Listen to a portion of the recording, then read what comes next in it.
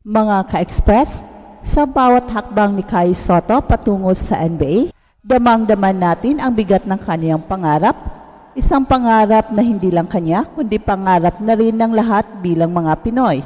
At ngayon, tila ba isang pintuan na lang ang nakaharang sa kanya bago tuluyang masungkit ang pinakamalaking entablado ng basketball sa buong mundo, ang NBA. Pero teka, rewind muna tayo saglit. Dahil ang kwentong ito ni Kai ay hindi lang basta kwento ng isang player na may taas na 7'3", hindi lang ito kwento ng isang batang pinapangarap ang NBA. Ito ay kwento ng paninindigan, resilience, at lalim ng determinasyon.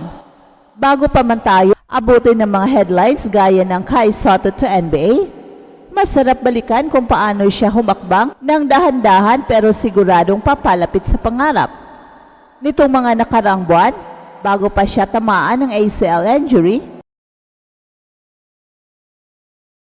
si Kai ay walang dudang nasa pinakamatinding forma ng kanyang career. Literal na career highs ang ginawa niya, both sa Japan B-League kasama ang Koshigaya Alphas at syempre sa Gilas Pilipinas. Doon sa Japan B-League, hindi lang basta average numbers ang pinapakita ni Kai. Buwan-buwan ay para siyang mas lalong tumatangkad sa galing, 20 points, 10 rebounds, 3 blocks per game. At hindi ito exaggeration. Lahat ng mga scouts na nakasubaybay sa kanya sa Japan ay may isang tanong. Bakit wala pa ito sa NBA? Kaya nga, nang muling sumabak si Kai sa international scene, sa laro ng Gilas Pilipinas kontra Latvia, isang malaking bomba ang sumabog sa mundo ng basketball. Yes, mga ka-express, hindi lang tayo ang nawindang, maging ang mga international sports media, pati na rin ang mga European scouts at basketball analysts, ay literal na napatigil at napareplay ng footage. Tinawag si Kai Sotto na isang athletic specimen para sa isang 7'3" na player na normal mong inaasahang mabagal, mabigat kumilos at puro block lang. Si Kai ay kumikilos na parang isang small forward, may Eurostep, may fadeaway jumper, may 3-point shooting at higit sa lahat, may composure. So imagine mo yan. Ang Latvia na world rank number 3, tinalo ng Gilas. At isa sa mga halimaw sa loob, walang iba kundi si Kai. Pero dumating ang twist sa kwento, isang ACL tear. Ang injury na ayaw ng kahit sinong atleta, lalo na kung malapit ka na sa dulo ng tunnel. Marami ang napatigil, marami ang naduwag, pero hindi si Kai. Habang ang ibang player ay nagpapahinga lang at naghihintay ng recovery, si Kai ay patuloy pa rin ang grind. Alam niya ng injury na ito, hindi muna siya makakatalon, hindi muna siya makaka-post up, pero may isang parte ng kanyang laro na pwede pa rin niyang hasain. Ito ang shooting. Kaya sa bawat araw ng rehab, hindi nawawala sa schedule ni Kai ang shooting drills, corner threes, catch and shoot, pull-up jumper. Lahat ito ay naging parte ng kanyang bagong arsenal. At ngayon, maraming trainers sa Japan ang nagsasabi, this version of Kai will be the deadliest yet. Kasi yung dati, umaasa lang si Kai sa kanyang height at reach advantage. Ngayon, he's becoming a legit switch big, isang uri ng player na hinahanap ng bawat NBA team. Mga ka-express, hindi natin pwede baliwalain ang momentum ni Kai bago ang injury. At hindi rin natin pwede maliliitin ang mga pagbabago sa kanyang laro habang siya'y nagpapagaling. Maraming team sa NBA ang naghahanap ng Asian Porzingis, isang big man na may shooting, may depensa at may basketball IQ. At sa pagbabalik ni Kai, ito mismo ang bersyon na pwede niyang ibigay. Ang pagkukumpara kay Kristaps Porzingis ay hindi biro. Ay pangarap lang na marinig na ihambing si Kai sa isang NBA All-Star. Ngayon ay halos sigurado na ang mga pagkukumpara. Pero ang pagkakaiba, si Kai ay may puso ng isang Pinoy. Hindi lang siya basta atleta, siya ay simbolo ng ating pag-asa.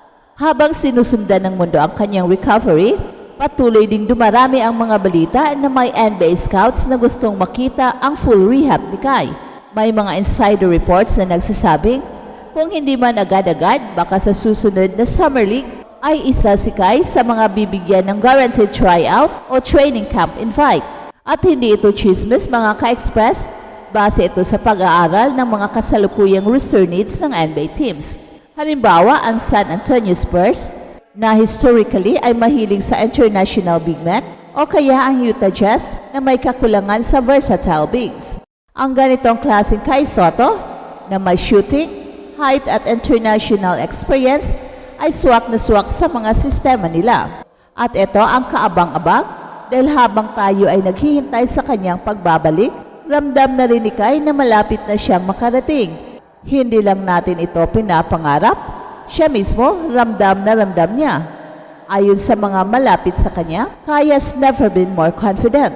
Hindi na ito yung batang takot mapahiya sa harap ng foreign crowd. Ito na yung Kai Sotto na pinanday ng hirap, pinagpala ng disiplina at pinatatag ng pagkakadapa. Mga ka-express, sa bawat kwento ng pagbagsak, may mas maganda at mas matatag na kwento ng pagbangon. Kaya kung iniisip ng iba na baka tapos na ang NBA dream ni Kai, sila'y nagkakamali. Kasi sa bawat araw na lumilipas, mas lumalapit siya, hindi lang siya bumabangon, he is transforming.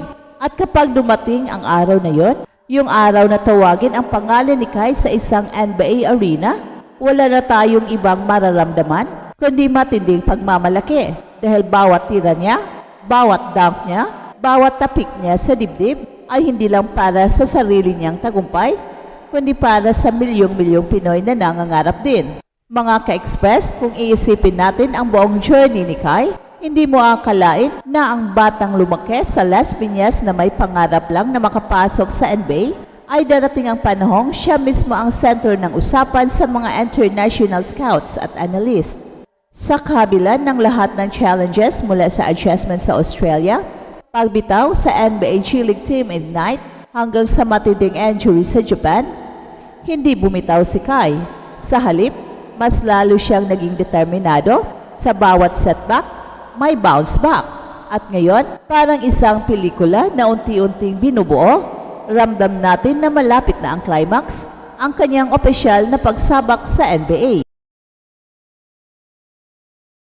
Kaya mga ka-express, abangan mo na ang susunod na kabanata dahil isang araw maririnig na lang natin ang pangalan ni Kai sa NBA commentary.